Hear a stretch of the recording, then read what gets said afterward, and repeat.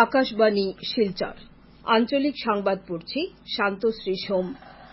আজকের বিশেষ বিশেষ খবর হল রাষ্ট্রপতি দ্রৌপদী মুর্মুর সংসদের উভয় সভায় প্রদত্ত ভাষণের ধন্যবাদসূচক প্রস্তাব সম্পর্কে আজ রাজ্যসভায় অনুষ্ঠিত আলোচনায় ভারতীয় সংবিধান শুধুমাত্র কয়েকটি অনুচ্ছেদের সমষ্টি নয় বলে প্রধানমন্ত্রী নরেন্দ্র মোদীর মন্তব্য।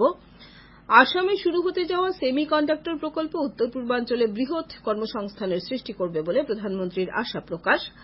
আসামে আগামীকাল থেকে সম্পূর্ণতা অভিযান শুরু এবং রাজ্যের 28টি জেলার 2000-এরও বেশি গ্রাম বন্যার কবলে। 11,34,000-এরও বেশি লোক বন্যায় ক্ষতিগ্রস্ত।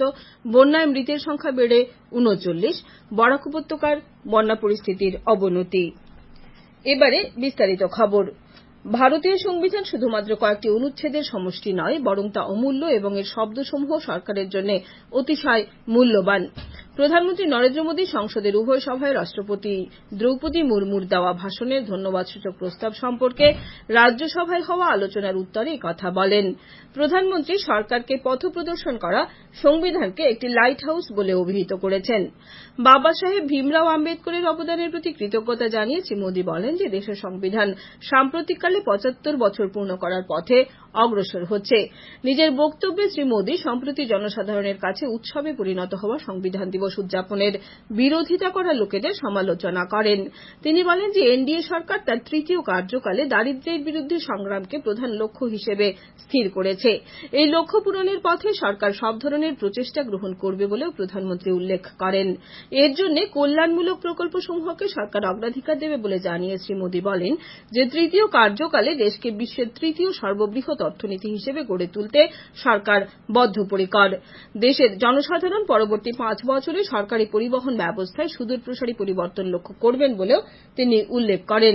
তিনি বলেন যে প্রধানমন্ত্রী কিষাণ সম্মান যোজনার আওতায় 10 কোটিরও বেশি কৃষক উপকৃত হয়েছেন এবং বিগত 6টি বছরের ভেতরে কৃষকদের মধ্যে 3 লক্ষ কোটিরও বেশি টাকা অনুদান হিসেবে দেওয়া হয়েছে।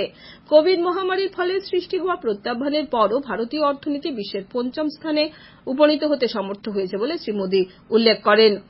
এদিকে প্রধানমন্ত্রীর বক্তব্য চলাকালীন কংগ্রেস, ডিএমকে, টিএমসি, আম আদমি পার্টি এবং অন্যান্য বিরোধী দলের সদস্যরা সভায় হৈ হট্টগোলের সৃষ্টি করায় রাজ্যসভার সভাপতি জগদীপ ধনকর তাদের নিজ নিজ আসনে ফিরে যাওয়ার আহ্বান জানান। এরপর বিরোধীরা সভাকক্ষ ত্যাগ করেন। বিরোধীদের সভাকক্ষ ত্যাগের পরিপ্রেক্ষিতে প্রধানমন্ত্রী বিরোধীরা তাদের নিজেদের উত্থাপন করা প্রশ্নের উত্তর শোনার সাহস নেই বলে মত প্রকাশ করে বিরোধীদের এই কাজকে রাজ্যসভার প্রতি অবজ্ঞা বলে অভিহিত করেছেন। এর আগে আজ সকালে রাষ্ট্রপতির ভাষণের উপর ধন্যবাদসূচক প্রস্তাব নিয়ে আলোচনা হওয়ার সময় ইউপিপিএল দলের সাংসদ রণগৌরা নার্জারি অ্যাক্ট ইস্ট পলিসির জন্য প্রধানমন্ত্রী নরেন্দ্র মোদীকে ধন্যবাদ জানান। তিনি বলেন যে সরকারের এই নীতি উত্তর পূর্বাঞ্চলে শান্তি ফিরিয়ে আনবে। মুখ্যমন্ত্রী ড হিমন্ত বিশ্ব শর্মার নেতৃত্বে আসাম ব্যাপক হারে উন্নয়নের মুখ দেখছে বলেও তিনি মত প্রকাশ করেন। অন্যদিকে প্রধানমন্ত্রী আজ আসামে আরম্ভ হতে যাওয়া সেমি কন্ডাক্টর প্রকল্পের বিষয়টি রাজ্যসভায় উত্থাপন করেন। তিনি বলেন যে এর দ্বারা উত্তর পূর্বাঞ্চলে বৃহৎ সংখ্যায় কর্মসংস্থানের সৃষ্টি হবে। এই উচ্চাকাঙ্ক্ষামূলক প্রকল্পের রূপায়ণের ফলে আসামে উন্নত প্রযুক্তির পথে উৎপাদন অনুকূল পরিবেশ গড়ে উঠবে বলেও প্রধানমন্ত্রী আশা প্রকাশ করেছেন। তিনি একই সঙ্গে মণিপুরে কেন্দ্রীয় রাজ্য সরকার শান্তি ও সম্প্রীতি রক্ষার জন্য প্রচেষ্টা চালিয়ে যাচ্ছে বলে উল্লেখ করে বর্তমানে ওই রাজ্যের সার্বিক পরিস্থিতি স্বাভাবিক হয়েছে বলে প্রকাশ করেন।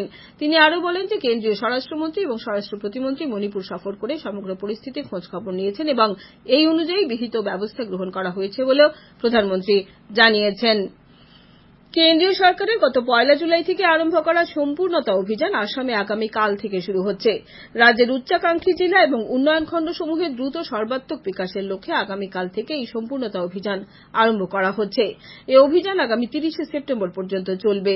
নীতি আয়োগের অধীনে আরম্ভ করা এই অভিযানে নির্বাচিত জেলা এবং উন্নয়ন খণ্ডের নির্দিষ্ট সূচাঙ্ক পর্যন্ত উন্নয়নের ক্ষেত্রে গুরুত্ব আরোপ করা সহ বিভিন্ন প্রকল্পের কাজকর্মের পর্যবেক্ষণ এবং ফলাফলের উপর গুরুত্ব আরোপ করা হবে। সম্পূর্ণতা অভিযানের অধীনে উচ্চাকাঙ্ক্ষী জেলা এবং উন্নয়ন খণ্ডসমূহের বিকাশ সাধনের মাধ্যমে দেশের অন্যান্য প্রান্তের উন্নয়নের ব্যবধান দূর করার লক্ষ্য নির্ধারণ করা হয়েছে। এই অভিযানে প্রসূতির সংখ্যা, সংহত শিশু বিকাশ সেবার অধীনে প্রসূতির পরিপূরক খাদ্য সরবরাহের হার, মাটি স্বাস্থ্য কার্ডের মাধ্যমে মাটির নমুনা সংগ্রহের হার, প্রতিটি উন্নয়ন খণ্ডে মধুমেহ এবং রক্তচাপজনিত রোগী শনাক্ত করা ইত্যাদি কার্যসূচি গ্রহণ করা হয়েছে। এই সম্পূর্ণতা অভিযানে কাছাড় জেলার লক্ষ্মীপুর, হাইলাকান্দি জেলার দক্ষিণ হাইলাকান্দি, ডিমা হাসাও জেলার গিয়াং, দিউংব্রা, জাটিঙ্গা এবং নতুন সংবর সহ রাজ্যের 13টি জেলা তথা 20টি উন্নয়ন খণ্ডকে অন্তর্ভুক্ত করা হয়েছে। আকাশবাণী শিলচর কেন্দ্রের আঞ্চলিক সংবাদ এখন থেকে আমাদের ইউটিউব চ্যানেল এআইআর নিউজ শিলচরের মাধ্যমে শোনা যাচ্ছে। এছাড়া আমাদের Facebook page all India radio news শিলচরের মাধ্যমেও এই সংবাদ শোনা যাবে। খবর প্রচারিত হচ্ছে আকাশবাণী শিলচর কেন্দ্র থেকে। রাজ্যের বন্যা পরিস্থিতি ক্রমশ জটিল রূপ ধারণ করছে। রাজ্য দুর্যোগ ব্যবস্থাপনা কর্তৃপক্ষের জারি করা তথ্য অনুযায়ী মোট 28টি জেলা বন্যার কবলে পড়েছে। এই জেলাসমূহের 2208টি গ্রামের 11,34,000-এরও বেশি লোক বন্যায় ক্ষতিগ্রস্ত হয়েছেন। রাজ্যের 42,000 হেক্টর কৃষি জমি বন্যার জলে প্লাবিত হয়েছে। সরকার এবং জেলা প্রশাসনগুলোর স্থাপন করা 130টি আশ্রয় শিবিরে 18,459 জন বন্যাক্রান্ত লোক আশ্রয় গ্রহণ করেছেন। সরকারি তথ্য অনুযায়ী চলতি বছরের বন্যায় রাজ্যে 39 জনের মৃত্যু হয়েছে। এদিকে মুখ্যমন্ত্রী ড হিমন্ত বিশ্ব শর্মা আজ কামরূপ জেলার গড়ল, ভট্টাপাড়া ও বানিচাপুরীতে বন্যা কবলিত অঞ্চল পরিদর্শন করে বন্যা দুর্গত লোকেদের খোঁজ খবর নেন এবং প্রশাসনের পক্ষ থেকে সব ধরনের সহযোগিতা প্রদান করা হবে বলে আশ্বাস দেন।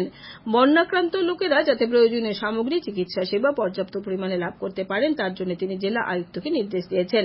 মন্ত্রী কেশব মহন্ত কলিয়াবর মহকুমার জখলাবন্ধার কাছে একটি বাঁধ ভেঙে যাওয়ার ফলে উদ্ভূত পরিস্থিতি তদারক করতে কলিয়াবর গেছেন। মন্ত্রী বন্যা কবলিত লোকেদের সাহায্য এবং উদ্ধার অভিযান তীব্র করে তুলতে মহকুমা প্রশাসনকে নির্দেশ দিয়েছেন। ব্রহ্মপুত্রের জলস্তর বৃদ্ধি পাওয়ার পরিপ্রেক্ষিতে আভ্যন্তরীণ জল পরিবহন বিভাগ গুয়াহাটি ও উত্তর গুয়াহাটির মধ্যে যাত্রী ফেরি সেবা অনির্দিষ্টকালের জন্য বাতিল করেছে। এছাড়া পবিতরা অভয়ারণ্য, কাজিরঙ্গা জাতীয় উদ্যানের বেশ কিছু অঞ্চল বন্যায় প্লাবিত হয়েছে। উল্লেখ্য, আসাম সহ পার্শ্ববর্তী রাজ্য অরুণাচল প্রদেশে ভারী বৃষ্টিপাতের ফলে ব্রহ্মপুত্র ও অন্যান্য নদীর জলস্তর বৃদ্ধি পাচ্ছে। মণিপুরেও ভারী বৃষ্টিপাতের ফলে আকস্মিক বন্যা পরিস্থিতির সৃষ্টি হয়েছে। মণিপুর সরকার সরকারি প্রতিষ্ঠানসমূহে আজ ছুটি ঘোষণা করেছে এবং রাজ্যটির স্কুলগুলি আগামীকালও ছুটি ঘোষণা করা হয়েছে। এই মরশুমের তৃতীয় দফার বন্যায় বরাক উপত্যকার 3 জেলার বিভিন্ন স্থানে বন্যা পরিস্থিতির সৃষ্টি হয়েছে। বিগত কয়েকদিনের অবিরাম বর্ষণে বরাক সহ কাছাড় জেলার বেশ কয়েকটি উপনদী বিপদসীমার উপর দিয়ে প্রবাহিত হচ্ছে।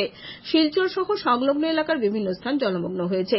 গতরাত থেকে তারাপুর নিউ কলোনি, কালীবাড়ি চর সহ অন্নপূর্ণা ঘাটের সংলগ্ন এলাকায় জল ঢুকে পড়েছে। এর পরিপ্রেক্ষিতে বানভাসী লোকেরা পুনরায় শিলচরের বিভিন্ন শিক্ষা প্রতিষ্ঠানে আশ্রয় নিতে শুরু করেছেন। এদিকে জাটিঙ্গা ও হারাং নদীতে দ্রুতগতিতে জল বাড়ায় বরখোলা ও উত্তর কাটিগড়ার বেশ কিছু অঞ্চল জলমগ্ন হয়েছে। পাহাড়ি এই দুটি নদীতে জল বাড়ায় এর সংলগ্ন নিচু এলাকাগুলি প্লাবিত হয়েছে। বেরেঙ্গা, বেথুকান্দি, শিববাড়ি বাঁধ ইত্যাদি বন্যাপ্রবণ এলাকা নিয়ে পুনরায় জনমনে আতঙ্ক দেখা দিচ্ছে। তবে কোনো স্থান থেকে এখনো কোনো ধরনের দুর্ঘটনার খবর পাওয়া যায়নি। করিমগঞ্জ জেলার বদরপুরের কান্দিগ্রাম অঞ্চলের বাঁধ বরাক নদীর জলে প্লাবিত করার ফলে জগন্নাথপুর, কান্দিগ্রাম সহ বিস্তীর্ণ অঞ্চল জলমগ্ন হয়ে পড়েছে। এদিকে হাইলাকান্দি জেলার বন্যা পরিস্থিতি আজ জটিল হয়ে পড়েছে বলে আমাদের সংবাদদাতা জানিয়েছেন। জেলার প্রধান নদী বরাক সহ দুটি উপনদী ধলেশ্বরী ও কাটাখালের জল বিপদসীমার উপর দিয়ে প্রবাহিত হচ্ছে। হাইলাকান্দি জেলার জলসম্পদ বিভাগ থেকে পাওয়া তথ্য অনুযায়ী আজ সন্ধ্যে 6টায় ধলেশ্বরীর জলস্তর ঘাড়মুড়ায় 31.9 মিটারের রেকর্ড ছুঁয়েছে। এখানে নদীর বিপদসূচক চিহ্ন 28.05 মিটার। অন্যদিকে কাটাখাল নদীর জলস্তর আজ সন্ধ্যা 6টায় 22.5 মিটার। এখানে নদীর বিপদসীমা হচ্ছে 20.27 মিটার।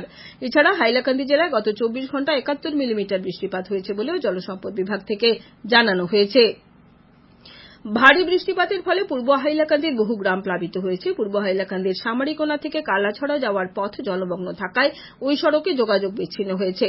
অন্যদিকে হাইলাকান্দি বিধানসভার অন্তর্গত বাঁশডহর প্রথম খণ্ড গ্রামে কাটাখাল নদীর বাঁধ ভাঙার ফলে বেশ কিছু বাড়িঘর প্লাবিত হয়েছে বলেও আমাদের সংবাদদাতা জানান। এছাড়া উত্তর হাইলাকান্দির মোহনপুর, কাটলিছড়া, রংপুর ইত্যাদি এলাকায় বন্যার জল ঢুকে পড়েছে। 5 গ্রামের সিঙ্কিং জোনে বরাক নদীর জল প্রবেশ করতে শুরু করেছে বলেও আমাদের সংবাদদাতা জানান। বন্যার পরিপ্রেক্ষিতে শালচাপড়ার 53 নম্বর জাতীয় সড়ক দিয়ে যানবাহন চলাচলের ক্ষেত্রে সতর্কতা অবলম্বন করতে জেলা প্রশাসন নির্দেশ দিয়েছেন। কেন্দ্রীয় জল আয়োগ সূত্রে জানানো হয়েছে যে আজ সন্ধ্যা 6টায় মাটিজুড়িতে কাটাখাল নদী বিপদসীমার 3 মিটার 23 সেন্টিমিটার উপর দিয়ে প্রবাহিত হচ্ছে। এখানে জল বাড়ছে। এদিকে করিমগঞ্জে কুশিয়ারা নদী বিপদসীমার 1 মিটার 28 সেন্টিমিটার উপর দিয়ে প্রবাহিত হচ্ছে। এখানে জল স্থিতাবস্থায় রয়েছে। এদিকে আজ সন্ধ্যে 7টায় শিলচর অন্নপূর্ণা ঘাটে বরাক নদী বিপদসীমার 83 সেন্টিমিটার উপর দিয়ে প্রবাহিত হচ্ছে। এখানে জল ঘণ্টায় 4 সেন্টিমিটার করে বাড়ছে। শেষ করার আগে খবরের বিশেষ বিশেষ অংশ আবার পড়ছি। রাষ্ট্রপতি দ্রৌপদী মুর্মুর সংসদের উভয় সভায় প্রদত্ত ভাষণের ধন্যবাদসূচক প্রস্তাব সম্পর্কে আজ রাজ্যসভায় অনুষ্ঠিত আলোচনায় ভারতীয় সংবিধান শুধুমাত্র কয়েকটি অনুচ্ছেদের সমষ্টি নয় বলে প্রধানমন্ত্রী নরেন্দ্র মোদীর মন্তব্য। আসামে শুরু হতে যাওয়া সেমিকন্ডাক্টর প্রকল্প উত্তর পূর্বাঞ্চলে বৃহৎ কর্মসংস্থানের সৃষ্টি করবে বলে প্রধানমন্ত্রীর আশা প্রকাশ। আসামে আগামীকাল থেকে সম্পূর্ণতা অভিযান শুরু এবং রাজ্যের 28টি জেলার 2000-এরও বেশি গ্রাম বন্যার কবলে। 11,34,000-এরও বেশি লোক বন্যায় ক্ষতিগ্রস্ত। বন্যায় মৃতের সংখ্যা বেড়ে 39। বরাক উপত্যকার বন্যা পরিস্থিতির অবনতি। আঞ্চলিক সংবাদ আজকের মতো শেষ হলো। আমাদের পরবর্তী আঞ্চলিক সংবাদ আগামীকাল সকাল 7:35 মিনিটে।